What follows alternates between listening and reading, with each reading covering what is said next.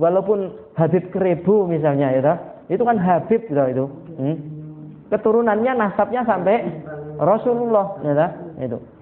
Bisa dibangga-banggakan. Akan tetapi kalau dia itu tidak taat pada Allah, tidak taat pada Rasulullah, ya, walaupun nasabnya sampai Nabi pun, maka dia tetap juga melakukan dari tindakan-tindakan tetap dikatakan salah.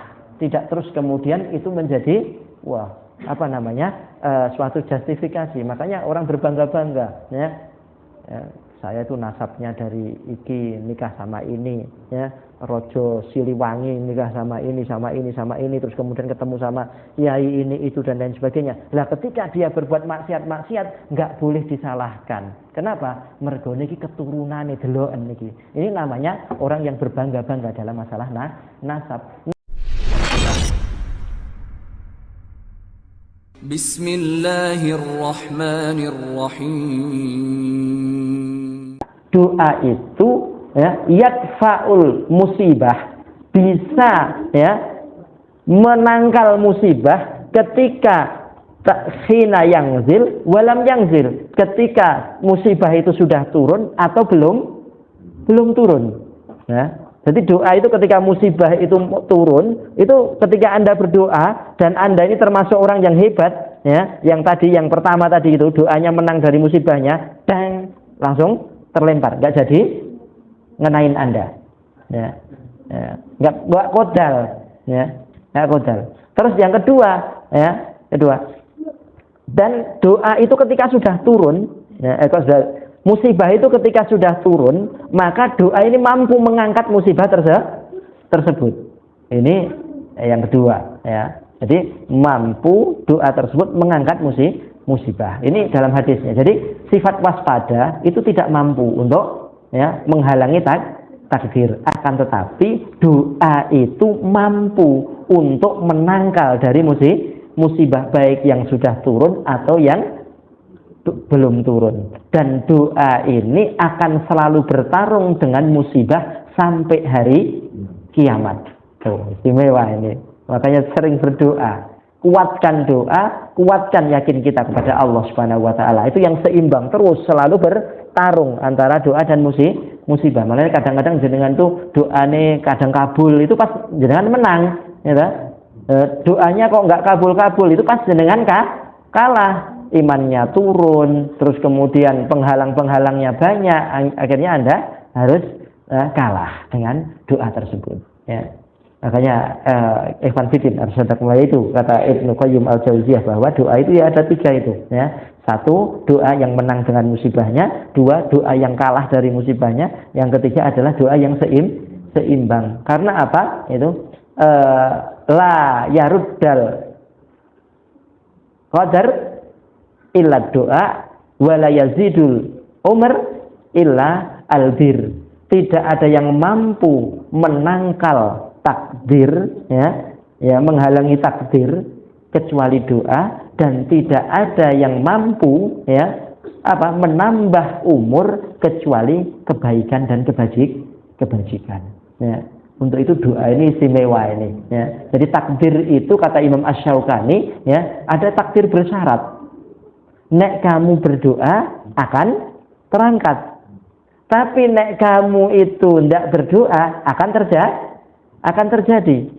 Seperti halnya seperti firman Allah Subhanahu wa taala, a'udzubillahi minasyaitonirrajim, wa ma kana Allahu liyu'adzibahum wa anta fihim wa ma kana Allahu mu'adzibahum wa hum yastaghfirun. Tidaklah Allah itu akan mengazab mereka selama kamu berada di tengah-tengah mereka, wahai Muhammad. Selama kamu itu berada di tengah-tengah kaum Quraisy, ya, maka orang Quraisy tidak akan diazab oleh Allah Subhanahu wa taala. Satu syaratnya. Yang kedua, wa makana Allahu mu'adzibahum wa hum yastaghfirun, ya. Dan tidaklah Allah Subhanahu wa taala menurunkan azab kepada umatmu wahai Muhammad wa hum yastaghfirun, selama mereka itu masih istighfar, minta ampun kepada Allah Subhanahu wa taala. Nek wis ora enek sing istighfar, berarti azab atau bencana itu akan turun. Mungkin kadang-kadang di suatu wilayah kok ada turun suatu musibah dan yang lain sebagainya, pas lali bareng. Jadi umat yang ada ribuan atau ratusan ribu yang ada di situ itu pas bareng. Padahal yang namanya istighfar ini bisa jadi sekarang ada orang istighfar, ya. Ya detik itu juga bersambung lagi di daerah mana ada orang istighfar, ada orang istighfar. Pas mandek bareng musibah tuh turun.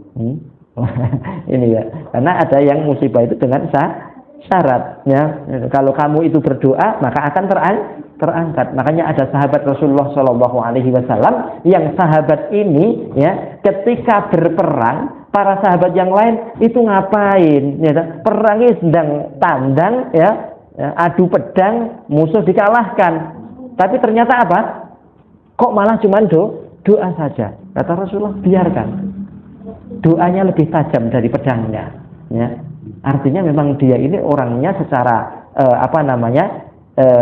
kualitas, ya, ini adalah orang yang sangat, ya, tinggi di hadapan Allah Subhanahu wa taala. Sanjalue, ya, tangan belum turun, ya. Ini Barok bin Malik itu adiknya siapa namanya?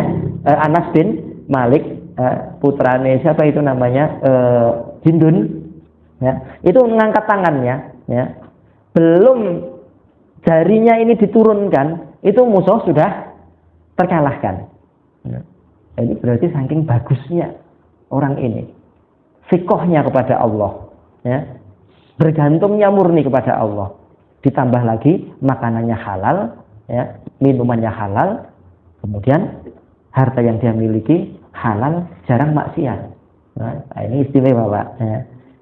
Jadi yang pertama, ya, kalimat jahiliyah dalam Quran itu adalah apa? Donal jahiliyah. Mereka orang-orang munafik pada perang Uhud itu berprasangka kepada Allah dengan prasangka jahiliyah. Apa tadi prasangkanya? Jangan-jangan Allah mengingkari janjinya akan memberikan kemenangan kepada kaum muslimin. Ini orang-orang munafik. Kemudian yang kedua, ya, Allah Subhanahu wa taala berfirman dalam surat Al-Maidah ayat 50, ya.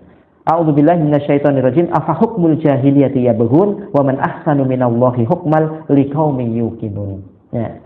Apakah hukum jahiliyah yang mereka cari? Apakah hukum jahiliyah yang mereka harapkan untuk memimpin kehidupan mereka di dunia, untuk mengatur kehidupan mereka di dunia? Wa man ahsanu minallahi hukman. Siapa yang lebih baik dari hukumnya? Allah Subhanahu wa taala, ya. Liqaumin yuqinun, untuk hambanya yang yakin. Dengan Fidin Arsyadakumullah Ibnu Qayyim al-Jauziyah beliau mengatakan bahwa, ya, sesuatu, ya, yang paling madharat terhadap manusia, paling membahayakan manusia, madharat yang paling besar, ya, yang menimpa manusia adalah asyirku billah, menyekutukan Allah Subhanahu wa taala. Yang kedua adalah taqdimul akal minan nakal, mendahulukan akal dari dalil, mendahulukan akal dari, ya, Quran, dari sunnah Rasulullah Sallallahu Alaihi Wasallam. Apa akibat dari mendahulukan akal dari dalil ini tadi itu? Lahirlah, ya, hukum buatan Karl Marx, ya, lahirlah hukum yang namanya komunis, ada hukum yang namanya Zionis, apalagi Zionisme, isme sosialis, ya, atau yang sekarang mungkin dari negeri-negeri itu menggunakan ada kapitalis dengan hukum isme yang ada yang mereka buat berdasarkan apa? Murni akal, ya. Itulah yang paling membahayakan. Nomor 2 setelah menyekutukan Allah Subhanahu wa taala adalah mendahulukan akal dari dalil yang menjadikan manusia itu dihukumi atau manusia itu diatur dengan hukmul jahiliyah, dengan hukum buatan manusia, hukum buatan otak-otak kita, ya. Sehingga yang terjadi adalah, ya, misalnya ayam buat aturan untuk ayam, ya, untuk dirinya sendiri, ya. Yang paling baik adalah ayam itu diatur oleh yang membuat ayam itu baru tahu, ya, ayam ini punya kelemahan di sini, ayam ini punya kelebihan di sini, ya, itu. Ya. Nggak ada yang namanya HP membuat aturan untuk dirinya sendiri. Yang membuat aturan untuk HP berarti ya pabrik HP, ya. Untuk itu kita itu manusia, produknya Allah, ya. Yang harus mengatur kita dengan hukumnya adalah hukumnya Allah. Jangan golek-golek, gawe-gawe coro dengan hukum jahiliyah. Makanya ada syirkul akbar, kesyirikan besar gara-gara hukum. Ketika hukum selain Allah, hukum buatan manusia, hukum bikinan otak ini tadi itu, ya, Anda anggap lebih baik dan lebih relevan dari Al-Quran dan Sunnah Rasulullah Sallallahu Alaihi Wasallam. Ya, kalau sudah seperti itu Anda bisa murtad, keluar dari Islam karena hukum jahiliyah ini. Nah, ini jahiliyah. Makanya yang dirombak Rasulullah yang pertama donal jahiliyah. Jangan berprasangka kepada Allah dengan prasangka yang buruk, dengan prasangka dzon nasau. Kemudian yang kedua adalah hukum jahiliyah. Ini yang harus dibuang jauh-jauh dari setiap muslim, ya. Fala wa rabbuka la yu'minuna hatta yuhakimuka fima syajara bainahum, ya. Wa la yajidu fi sudurihim, ya, itu kharaja mimma qadaita yusallimu taslima. Jadi demi Rabbmu la yu'minuna, tidak beriman mereka itu hatta yuhakimuka fima syajara bainahum, sampai, ya, itu yuhakimuka fima syajara bainahum. Uang kuwi mau berhakim denganmu wahai Muhammad, kau hukumi dengan Quran, dengan sunnah. Dalam An-Nisa 59 Allah juga berfirman, wa in tanaza'tum fi syai'in, ya, ingat kalimat syai'in ini adalah nakiroh. Artinya nakiroh itu adalah umum. Farudduhu ilallahi wa rasulihi, kembalikan kepada Quran, kembalikan kepada sunnah Rasulullah Sallallahu Alaihi Wasallam, ya. Jadi fi syai'in itu dalam segala sesuatu, nggak ada yang lain. Karena walaqad faradna fi hadzal Quran min kulli syai'. Quran ini sudah kami paparkan semuanya, baik untuk mengobati sesuatu, baik itu untuk menggambarkan sesuatu, permisalan sesuatu, wis eneng kabeh ning jero Al-Quran. Kok saya nggak dapat? Ya karena kita kurang belajar Al-Quran, ya, kurang belajar Al-Quran. Kemudian selain hukmul jahiliyah, wa waqarna fi buyutikunna wa la tabarrajna tabarrujal jahiliyatil ula, ya, wa aqimnas shalat. Surat Al-Ahzab ayat 33, ya. Dan tinggallah kalian wahai para wanita di dalam rumah, dan jangan kalian itu bertabarruj, berdandan dengan dandanan ala jahiliyah. Dandan ala jahiliyah itu adalah dandan yang menyelisihi Islam. Kalau dalam Islam yang boleh tampak itu telapak tangan dan juga wajah, ya sudah itu saja, ya. Berarti yang lain itu tidak boleh ditampakkan. Ketika Anda berdandan dengan, ya, rambutnya ditampakkan, terus kemudian memakai parfum di hadapan laki-laki, terus kemudian menampakkan kakinya, menampakkan pahanya, ini masuk dalam kategori dandanan ala jahiliyah. Begitu juga ketika kita tuh tasabuh, ya, Anda sebagai seorang muslim, ya, terus kemudian Anda ini sebagai seorang dai, ya, terus kemudian dai ini, ya, terus kemudian rambutnya Anda, ya, separuh digundul, ya, separuh didawakke, disemir dengan semir pelangi, ya, misalnya, ya. Ini namanya dandanan jahiliyah, ya, jahiliyah, ya. Untuk wes api-api dicongotke, ya, dikai pasangan apa itu, terus kemudian dijarangkan atau dibagaimanakan. Kalau tidak ada masalah di situ, ya tidak usah, ya. Itu. Artinya apa? Ya, jangan sampai, ya, apa yang kita lakukan, apalagi sampai seperti fenomena yang, ya, hari ini ada, wong lanang berubah jadi cewek. Ngerti ya, itu. Sampai semuanya jadi seperti perempuan. Operasinya ngantek miliaran, gitu. Oh, dagunya kurang, sini kok ada bendol-bendolnya. Oh, ini harus dipapras. Ya, operasi tulangnya digergaji, dipotong, ya, terus kemudian supaya menjadi lebih ciut lagi, ya, matanya kurang mendelep, gitu, wah, dikerowok lagi, ya, itu. Nah, ini namanya, ya, dandanan jahiliyah, ya, implan, ya, istilahnya itu mungkin perempuan supaya payudaranya bisa kelihatan besar, harus dioperasi, terus kemudian pantatnya supaya kelihatan besar, dioperasi lagi. Ini namanya tabarruj, tabarruj jahiliyatil ula. Mereka itu tabarruj dengan tabarrujal jahiliyah, ya. Kemudian berikutnya yang keempat yang disebutkan dalam Al-Qur'an tentang jahiliyah tadi itu adalah ija'alal ladzina kafaru fi qulubihimul hamiyatal jahiliyah. Ya, ketika orang-orang kafir itu di dalam hatinya itu ada kebanggaan tentang slogan-slogan jahiliyah yang mereka miliki. Ya, ingat ya, slogan-slogan jahiliyah yang nanti larinya ujungnya adalah kepada asobiyah. Padahal Rasulullah Shallallahu Alaihi Wasallam ketika ada orang yang mereka itu berbangga-bangga dalam urusan nasab, kata Nabi Shallallahu Alaihi Wasallam kepada Abu Mungdir, yaitu Ubay bin Ka'ab, katakan kepada orang yang berbangga-bangga dengan nasab tadi itu, gigitlah kemaluan bapakmu. Ya, itu. Perintahnya seperti itu. Terus kemudian baru ditanyakan, ya Abu Mungdir, para sahabat yang lain, wahai Abu Mungdir, Anda ini orang yang tidak pernah berbicara keji, tidak pernah berbicara kotor. Kenapa Anda berucap seperti itu? Rasulullah Shallallahu Alaihi Wasallam memerintahkanku untuk berkata seperti itu.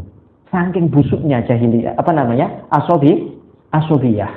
Ya, saking busuknya asobiyah. Ya. Terus kemudian apalagi selain dari itu? Ya, selain dari itu Rasulullah Shallallahu Alaihi Wasallam mengisahkan tentang orang yang asobiyah ini tadi itu, dia lebih buruk dari gambreng. Tahu gambreng, Pak?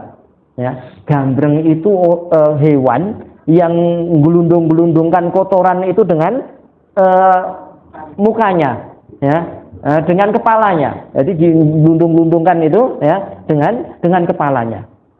Itulah orang yang hanya berkutat dalam jahiliyah. Padahal kita ini ikhwan fillah arsyadakumullah, ya, harusnya berkumpul kita, ya, berjamaahnya kita, berkelompoknya kita, itu adalah karena Islam. Terus yang disebut jahiliyah itu yang bagaimana toh? Ya, ya. Qultu, ya, ada seorang sahabat, dia menukil dari bapaknya, yang bapaknya bertanya kepada Rasulullah SAW. Qultu, aku katakan, ya Rasulullah, mal asobiyah. Wahai Rasulullah, apa itu asobiyah? Ya, qala an ta'ina qaumuka ala dzulmin. Ya, kamu menolong kaummu sedangkan kaummu dalam keadaan zalim. Berarti misalnya ini, ya, Anda orang Indonesia. Terus orang Indonesia ini menolong orang Indonesia dalam keadaan ta'awun 'alal birri wa taqwa. Ini termasuk asobiyah atau tidak? Tidak. Akan tetapi kalau Anda mengatakan, ya, Malaysia adalah musuh kita gara-gara mungkin ada rebutan pulau atau apa, ya. Ganyang Malaysia, mereka adalah musuh kita. Padahal Malaysia ini hampir keseluruhannya adalah kaum muslimin, ya. Malaysia musuhmu, iya. Terus wong temanku wong sama-sama Indonesia, ya. Padahal mereka butuhkan Allah Subhanahu wa taala, ya. Nah, ini tidak bisa. Terus kemudian kita itu namanya hamiyatal jahiliyah. Karena kita ini, ya, kalau ingin benar lurus berarti yang mengumpulkan kita itu adalah Islam. Sampai dulu para sahabat Rasulullah Shallallahu Alaihi Wasallam atau Nabi itu mempunyai gelar Farid. Ya Muhammad, anta Farid. Wahai Muhammad, kamu itu adalah pemecah belah. Ada sak keluarga yang sebagiannya iman, yang sebagiannya kufur, sampai terjadi peperangan dalam perang Badar atau perang Uhud, ya. Ada Abu Bakar dengan anaknya, ada Abu Ubaidah ibnu Jarrah dengan bapaknya. Nah, ini berbeda masalah apa? Keyakinannya.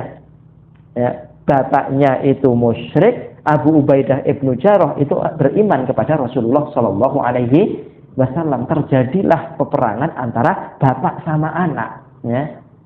Karena apa? Memang al-wala wal bara itu harus dasarnya Islam. Tidak boleh dasarnya suku, tidak boleh dasarnya podo nasionalisme, tidak boleh dasarnya karena ya kurang lebihnya apa itu, suku, kelompok, ya, partai dan lain sebagainya. Jadi ketika partai Anda, misalnya Anda Muhammadiyah misalnya, terus kemudian Muhammadiyah iki kok enek kelirune wakeh nyimpange, terus Anda panggah nyergoto untuk belani terus kesalahan-kesalahan tersebut, itu namanya asobiyah. Makanya dikatakan oleh ulama, sodikoka man sodakoka la man sodakoka. Temanmu itu adalah yang jujur kepadamu, bukan orang yang selalu membenarkan dirimu. Ya, jujur padamu itu apa? Nek kamu salah ya dibilang salah, nek kamu benar ya dibilang benar. Tapi kalau orang yang selalu membenarkan dirimu, itu bahaya, ya, penjilat ini, ya, pakai udeng-udeng, gitu. Terus kemudian ketemu sama Cina, cium tangan, plek, ya, itu dengan harapan supaya dia mendapatkan sesuatu dari urusan dunia. Wah, ini ngeri banget ini, ya, seperti ini. Nah, ini Ikhwan Fillah, harus ada Allah. Jadi hamiyatal jahiliyah, ya. Jangan sampai ini terjadi apa namanya? Ya, jangan sampai terjadi asobiyah ini, karena dalam Islam, ya, yang disebut sebagai asobiyah itu anta'ina qaumaka ala zulmin, kamu membantu kaummu sedangkan dia dalam keadaan dolim, ya. Tapi Nabi SAW dalam peperangan pernah mengadakan, kalau orang Quraisy dikelompokkan dengan orang Quraisy, ya, ini orang Ansor itu juga pakai panji-panjian Ansor. Ini bukan membedakan antara Muhajirin dan Ansor, enggak, ya. Akan tetapi apa, ya, orang Ansor dikasih bendera Ansor, mereka itu mempunyai kekerabatan yang kuat, ya, mempunyai hubungan darah yang kuat. Sedangkan Muhajirin dengan Muhajirin juga mempunyai hubungan darah yang kuat, ya, kuat. Jadi saling tolong menolongnya itu akan semakin kuat. Tapi mereka berdua ini, yaitu Muhajirin dan Ansor, ya, ini tadi itu, ya, saling tolong menolong alal birri wat taqwa, tetap di jalan koridor iman Islam, ya. Tapi nek cuman awur-awuran, ya, kita ini dasarnya hanya karena apa, ya, hanya karena kaumiyah, hanya karena kesukuan, ya. Pokoknya saya nggak terima, walaupun sukuku ini musyrik, ya, itu kok ada suku lain muslim membunuh dia, maka saya tidak terima, saya akan balas dia. Nah, ini namanya mendukung membantu saudaranya dalam keadaan dolim. Itu namanya asobiyah. Ini sangat luas sebenarnya penjabaran para ulama ini. Makanya dalam Quran ada 4 tadi itu, ya, yaitu donal jahiliyah, hukmul jahiliyah, terus tabarrud jahiliyah, berdandan ala jahiliyah, dan juga, ya, hamiyatal jahiliyah, ya, yaitu kebanggaan Islam. Ini koreksi bagi kita yang berkelompok-kelompok, bagi kita yang mempunyai jamaah, mempunyai grup-grup, partai-partai dan yang lain sebagainya. Jangan menjadikan partainya ini sebagai tolok ukur utama dalam perwalian Anda. Jangan jadikan jamaah Anda itu sebagai tolok ukur utama dalam perwalian Anda. Akan tetapi kudune kelompok atau partai atau jamaah ini tadi itu bersesuaian dengan Islam, baru Anda perwaliannya adalah awsakul urofil Islam, al-hubbu fillah wal bughdu fillah. Jadi ikatan yang paling kuat dalam iman, dalam Islam itu ya ikatan iman, al-hubbu billah, sama-sama cinta karena Allah, wal bughdu fillah, sama-sama benci juga karena Allah subhanahu wa ta'ala. Ini mungkin karena kayaknya waktunya juga sangat kurang, sudah banyak, ya. Insya Allah kita lanjutkan yang akan datang. Jadi perkara-perkara jahiliyah, yang dikerjakan oleh umat Islam, ya, yang dikerjakan oleh umat Islam. Ini luas, ya, jahiliyah modern hari ini yang sebenarnya adalah sama dengan jahiliyah masa lalu, ya, cuman kemasannya dan bentuknya berbeda, tapi hakikatnya adalah sama, ya, Salah satunya yang dijelaskan di sini itu adalah apa?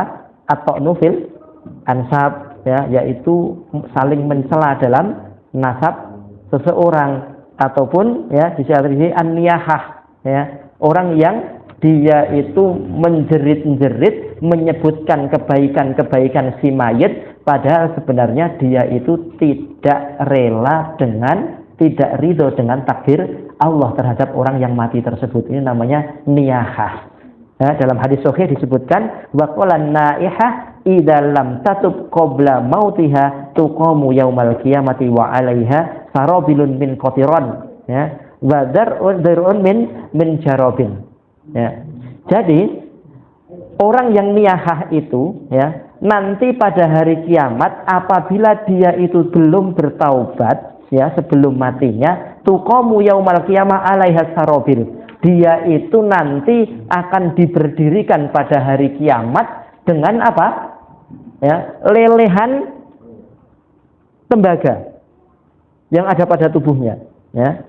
Wa dhira', ya, dhira' ini baju besi, ya, itu min jarabin, ya, dari udis, ya, penyakit gatal yang menjijikkan. Jadi dia sangat busuk, terus kemudian disiram pada tubuhnya itu apa, ya, cairan dari tembaga. Itu untuk orang niyahah, karena Nabi SAW bahwa ada kejahiliahan yang tidak ditinggalkan oleh umatku, salah satunya adalah niyahah. Yang kedua adalah at-ta'nu fil ansab, dia mencela dalam urusan nasab seseorang. Makanya banyak sekali dulu ketika ada orang-orang dari kalangan muhajirin dan orang-orang dari kalangan ansor. Jadi dulu itu ada orang, dikisahkan dalam sebuah cerita, orang itu nek guyon itu nemen, ya, guyon nemen. Pada waktu itu si orang laki-laki, baik itu kayaknya dari golongan muhajirin, ya,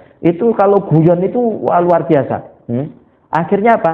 Ya namanya orang Arab itu katanya kan kalau ditepuk pantatnya itu marah. Lah ini ditepuk pantatnya dengan keras, orang Ansor ditepuk sama muhajirin.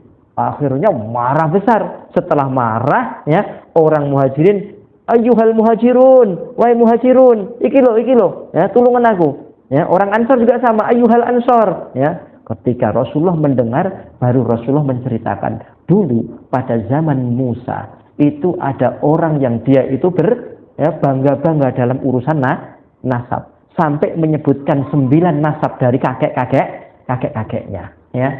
Terus kemudian yang satu itu ya cuman, nek saya itu kan anaknya bapak saya dan anaknya kakek saya, wis itu saja, ya, cuman 2 saja. Maka Nabi Musa alaihissalam beliau mengatakan 9 kakek-kakekmu itu di neraka dan kamu yang ke-10. Karena itu perkara yang kau lakukan ini, berbangga-bangga dengan nasab ini masuk dalam kategori jahiliyah, ya. Sedangkan yang 2 ini dan kamu yang ketiga masuk ke dalam surga. Ya, artinya di sini adalah larangan keras untuk berbangga-bangga masalah nasab. Aku iki keturunan kiai, aku iki Gus, nek wis Gus salah ora ketung salah. Misalnya seperti itu. Kan kadang-kadang ada orang itu mensikapi kalau wis keturunane duwe sebutan seperti itu udu makome awake dhewe. Nek untuk kita itu salah. Tapi nek untuk beliau itu tidak salah. Kita saja sing ra ngerti hikmah. Kadang-kadang seperti itu. Padahal dia dan kita manusia sama, ya. Makanya Ikhwan Fillah arsadakumullah, walaupun Habib Kerebu misalnya, ya, itu kan Habib itu. Keturunannya nasabnya sampai Rasulullah, ya, itu.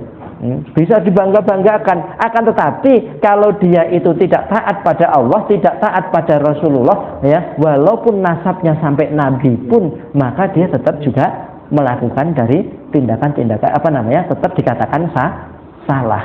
Tidak terus kemudian itu menjadi suatu justifikasi. Makanya orang berbangga-bangga, ya, saya itu nasabnya dari iki nikah sama ini, ya, Rojo Siliwangi nikah sama ini terus kemudian ketemu sama kiai ini itu dan lain sebagainya. Lah ketika dia berbuat maksiat nggak boleh disalahkan. Kenapa? Mergo niki keturunane deloken niki. Ini namanya orang yang berbangga-bangga dalam masalah nasab. Nabi Muhammad SAW saja pernah bersabda, wahai Aisyah, ya, jagalah jiwamu dari adab Allah Subhanahu wa taala. Sungguh aku nanti tidak bisa berbuat apapun untuk membelamu sedikit pun di hadapan Allah Subhanahu wa taala. Fatimah putri Rasulullah Shallallahu alaihi wasallam, orang terbaik. Ternyata apa? Merasa tidak sanggup aku membela dirimu. Untuk itu apalagi kok wis keturunan sing rapatek jelas, ya. Keturunan yang begitu panjang dan juga hati-hati. Fatimah saja suruh tidak boleh maksiat karena Nabi tidak mampu untuk membebaskan Fatimah. Ya. Nah ini ikhwan fillah arsyadakumullah. Makanya berbangga-bangga dalam masalah nasab itu juga sesuatu yang jahiliyah, dan juga at-ta'nu fil ansab, ya. At-ta'nu fil ansab sama dengan at-ta'nu fil hasab, ya. Bedanya nasab dengan hasab itu beda, ya. Kalau nasab itu keturunan orang bapak, abak, ya. Tapi kalau hasab itu adalah karom, fi'al, ya. Contohnya adalah syaja'ah. Oh ini keturunannya wong kendel, entuk bojo wong kendel, dadine kendel, pemberani, dermawan. Makanya orang yang nasabnya bagus pun belum tentu dia mempunyai hasab yang bagus juga, gitu loh. Ya, makanya yang hebat itu nasabnya baik, hasabnya juga baik. Lah, seringkali kadang kita itu, arek iku nyolongan ya. Oh wajar. Bapake ya nyolongan, mbae nyolongan, ya. Mbae ndeh ya juga jambret, ya. Mbae begal. Wah, iki memang turunan iki, ya. Nah, akhirnya apa? Dia memutuskan pokoknya turun-turunane wong iki engko dadine ya kaya ngono kuwi, ya. Nah, makanya Evan Fitin Arsyadakumullah, ya, hasab yang baik tidak harus dari nasab yang mulia.